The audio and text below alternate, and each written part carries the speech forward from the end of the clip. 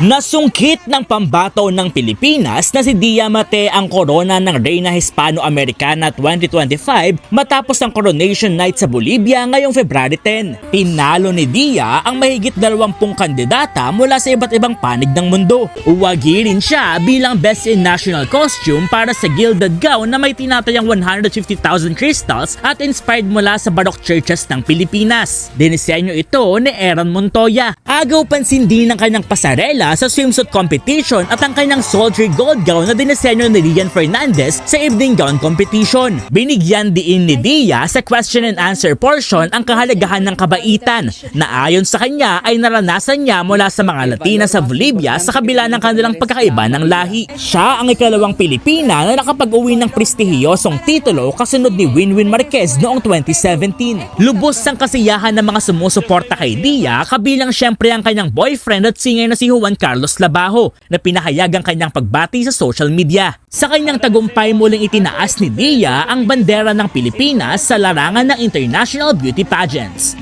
Para sa iba pang content, mag-follow sa lahat ng social media pages ng News 5.